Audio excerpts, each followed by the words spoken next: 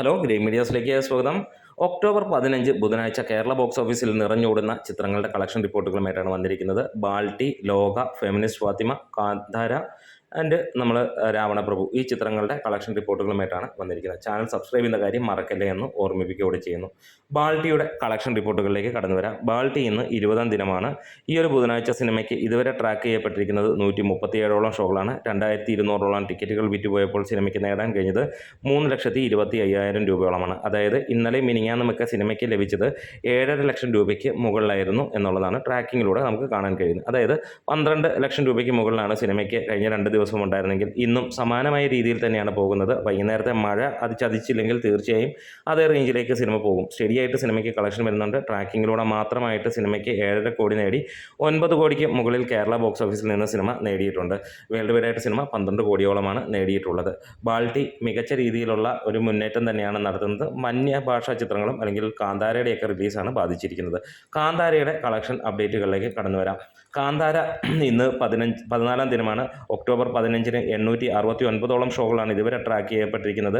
28,000ഓളം ടിക്കറ്റുകൾ വിറ്റുപോയപ്പോൾ 11% ഒക്യുപ്പൻസിയിൽ സിനിമയ്ക്ക് ഇതുവരെ വന്നത് 45 ലക്ഷം രൂപയോളമാണ്.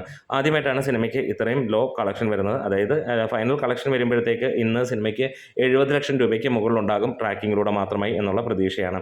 ഇന്നലെ സിനിമയ്ക്ക് 91 ലക്ഷം രൂപയാണ് ട്രാക്കിങ്ങിലൂടെ വന്നത്. അതായത് ഇന്നലെയും സിനിമയ്ക്ക് 1.25 കോടിക്ക് മുകളിലാണ് കളക്ഷനായി വന്നത്.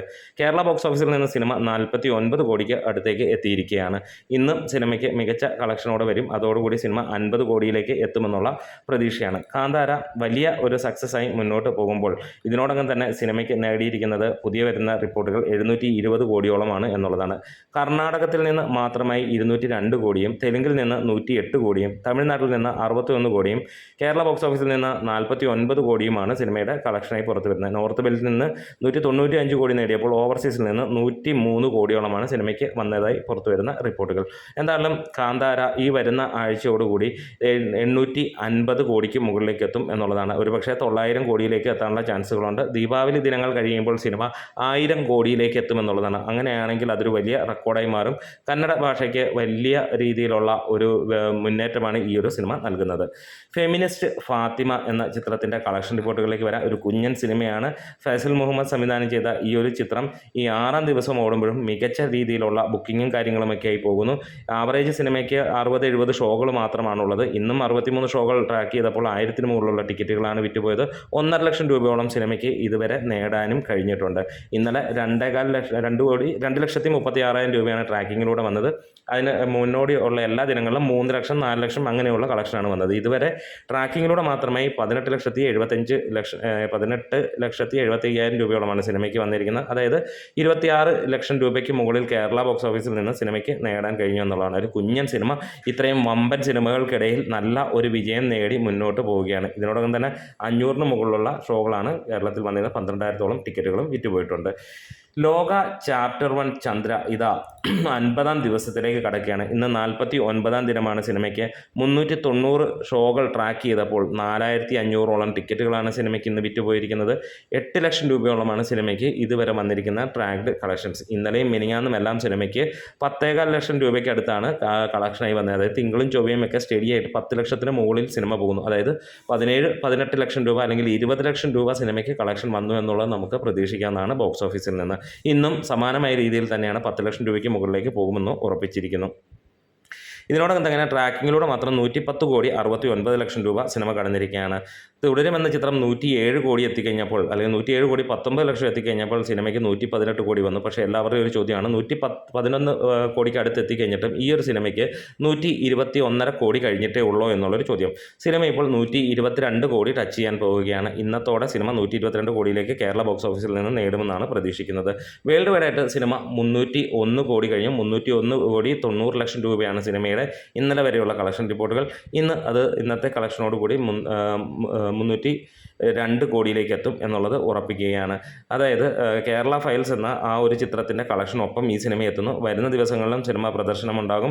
സിനിമയുടെ OTT വിശേഷങ്ങളൊക്കെ പുറത്തു വരുന്ന അനുസരിച്ചിട്ട് ഇപ്പോൾ 23-ാം തീയതിയോടെ സിനിമയ്ക്ക് OTTയിൽ റിലീസ് ഉണ്ടാകുമെന്നുള്ളതാണ് അറിയാൻ കഴിഞ്ഞത്. ഏകദേശം ഒരു മാസം മുമ്പ് തന്നെ നമുക്ക് ലഭ്യമായ റിപ്പോർട്ടും അത് തന്നെയായിരുന്നു. എന്തായാലും വമ്പൻ വിജയമായിട്ടാണ് സിനിമ മുന്നോട്ട് പോയിക്കൊണ്ടിരിക്കുന്നത്. എന്നാലും ഇതിനകത്ത് എടുത്തു പറയേണ്ടത് നസ്ലിൻ്റെ കാര്യം കൂടിയാണ്. ഈ ഒരു സിനിമയിൽ പക്ഷേ പലരും ഒരു ഷെയ്ഡായിട്ട് കണ്ടിരിക്കുന്നത് ചെയ്യുന്നത് അദ്ദേഹത്തെ ആയിരിക്കാം. നസ്ലിൻ എന്ന നടനൊരു പ്രത്യേകതയുണ്ട്. അദ്ദേഹമാണ് ഇവിടെ വന്നിരിക്കുന്ന പല റെക്കോർഡുകളും ചെറുപ്പത്തിൽ തന്നെ തൂക്കിയിരിക്കുന്ന നടൻ. ഒരുപക്ഷെ അദ്ദേഹത്തെ ഈ ഒരു സിനിമയിൽ ഷെയ്ഡായി കണ്ടെങ്കിലും അദ്ദേഹം തന്നെയാണ് ഇതിനകത്തിലെ കേന്ദ്ര കഥാപാത്രം എന്നുള്ളത് പലരും മറന്നു പോവുകയും ചെയ്യുന്നു. 300 കോടി ആദ്യമായി മലയാളത്തിൽ നേടിത്തന്ന നായകൻ ആര് എന്ന് ചോദിച്ചാൽ അത് മമ്മൂട്ടിയും മോഹൻലാലും ദുൽഖറുമൊന്നുമല്ല, അത് നസ്ലിൻ തന്നെയാണ്. വീണ്ടും 24 വയസ്സിൽ 100 കോടിയും 180 കോടിയും ഒക്കെ കടന്ന മലയാളത്തിലെ ഏറ്റവും വലിയ ഒരു താരമായി തന്നെ മുന്നോട്ട് പോകുന്ന ആളാണ് നസ്ലിൻ. അതെ, നസ്ലിനെ നമ്മൾ ഈ പറഞ്ഞ ഇത്രയും നാളുകളിൽ പലരും അല്ലെങ്കിൽ ഒരാൾ പോലും ഓർത്തിട്ടുണ്ടോ എന്ന് ചോദിച്ചാൽ എനിക്കറിയില്ല. പക്ഷേ അദ്ദേഹമാണ്, നമുക്കും അറിയാം, ഇതിനകത്തിൽ ഏറ്റവും മുന്നിൽ നിൽക്കുന്ന കല്യാണി എന്ന നായികയുമാണ് ഇതിൻ്റെ പ്രധാന അട്രാക്ഷൻ. ഇനി രാവണപ്രഭു എന്ന ചിത്രത്തിൻ്റെ കളക്ഷൻ ഡീറ്റെയിൽസുകളിലേക്ക് കടന്നു വരാം. രാവണപ്രഭു റീ റിലീസ് ചിത്രമാണ് ആണെങ്കിൽ പോലും ഈ 6-ാം ദിനവും സിനിമയ്ക്ക് മികച്ച രീതിയിലുള്ള കളക്ഷനായിട്ട് പോകുന്നത്. മിഡ് വർക്കിംഗ് ഡേയ്സിലും സിനിമയ്ക്ക് ഏകദേശം 10,000-നടുത്തുള്ള ടിക്കറ്റുകൾ വിറ്റ് പോകുന്നു എന്നുള്ളത് വലിയ സംഭവമായി തന്നെയാണ് മാറുന്നത്. 247ഓളം ഷോകളാണ് ഇന്ന് ഇതുവരെ ട്രാക്ക് ചെയ്തിരിക്കുന്നത്. 8,000-ഓളം ടിക്കറ്റുകളാണ് ഇതുവരെ വിറ്റുപോയിരിക്കുന്നത്. 13 ലക്ഷം രൂപയാണ് സിനിമയ്ക്ക് ഇതുവരെയുള്ള കളക്ഷനായി പുറത്തു വന്നിരിക്കുന്നതും. അതായത് ഇന്നലെ സിനിമയ്ക്ക് 23 ലക്ഷം രൂപയുണ്ടായിരുന്നു. അതിന് തൊട്ട് മുമ്പിലത്തെ ദിവസം തിങ്കളാഴ്ച 24.5 ലക്ഷം രൂപയുണ്ടായിരുന്നു. അതിന് മുമ്പുള്ള ആദ്യ 3 ദിവസം സിനിമയുടെ ആവറേജ് കളക്ഷൻ എടുത്താൽ 65 ലക്ഷം രൂപയോളമായിരുന്നു എന്നും നമുക്ക് കാണാൻ കഴിയുന്നു. കേരള ബോക്സ് ഓഫീസിൽ നിന്ന് മാത്രമേ ട്രാക്കിങ്ങിലൂടെ 2.5 കോടിക്ക് മുകളിൽ സിനിമ നേടിയിരിക്കുന്നു. 1,60,000-ന് മുകളിലുള്ള ആളുകൾ ടിക്കറ്റ് എടുത്തായി കണക്കുകൾ പുറത്തു വരുന്നു. 2,000-ഓളം ഷോകൾ നടന്നതായിട്ടും കാണാൻ കഴിയുന്നു. ഇതുവരെയുള്ള ഫൈനൽ ഗ്രോസ് നമുക്ക് ലഭിച്ചതനുസരിച്ചിട്ട് 3.5 കോടിയോളമാണ് ഈ സിനിമ നേടിയതായിട്ട് പുറത്തു വരുന്ന റിപ്പോർട്ടുകൾ. എന്നാലും ഒരു റീ റിലീസ് ചിത്രത്തിന് കിട്ടുന്ന ഏറ്റവും മഹത്തരമായ ഒരു കളക്ഷനേക്കാൾ ഉപരി ഒരു ആളുകളുടെ മനസ്സിൽ നിന്ന് വരുന്ന ഒരു തീഷ്ണതയുണ്ടല്ലോ, അത് തന്നെയാണ് നമുക്ക് കാണാൻ കഴിയുന്നത്. ഇവിടെ ആളുകൾ എൻജോയ് ചെയ്യുകയായിരുന്നു. അത് എത്ര വട്ടം നമ്മൾ പറഞ്ഞാലും നമുക്ക് മടുക്കില്ല. അത് തന്നെയാണ് ഈ സിനിമയ്ക്ക് കാണുന്നത്. ഇനിയും ടോപ്പ് 5 ആയിട്ടുള്ള മലയാളം മൂവീസിൻ്റെ അല്ലെങ്കിൽ റീ റിലീസ് മൂവീസിൻ്റെ കണക്കുകൾ നമുക്കൊന്ന് എടുത്ത് നോക്കാം. ദേവദൂതൻ ഏറ്റവും ടോപ്പിൽ നിൽക്കുന്നത് 4 കോടി 25 ലക്ഷം രൂപ നേടിയിട്ടാണ്. ചോട്ടാ മുംബൈ 3 കോടി 61 ലക്ഷം രൂപയാണ് നേടിയിരിക്കുന്നത്. സ്ഫടികം 3 കോടി 15 ലക്ഷം രൂപ എന്നുള്ളതാണ് അറിയാൻ കഴിഞ്ഞിരിക്കുന്നത്. മണിച്ചിത്രത്താഴ് 3 കോടി 10 ലക്ഷം രൂപ എന്നുള്ളതാണ് അറിയാൻ കഴിയുന്നത്. രാവണപ്രഭുവിൻ്റെ ഇന്നലെ വരെയുള്ള കണക്കുകളിൽ പറയുന്നത് 3 കോടി 5 ലക്ഷം രൂപ എന്നുള്ളതാണ് പല ട്രാക്കേഴ്സും പുറത്തുവിടുന്നത്. ഏറെക്കുറെ ഇന്നത്തോടെ സിനിമ 3-ാം സ്ഥാനത്തേക്ക് എത്തുമെന്നുള്ളത് തന്നെയാണ് പ്രതീക്ഷിക്കുന്നത്. അതേറെ ഒന്നുമല്ല, 3.5 കോടിയോളമാണ് സിനിമയുടെ കളക്ഷനായി നമ്മൾ പ്രതീക്ഷിക്കുന്നത് ഇന്നത്തെ വരുന്നത്.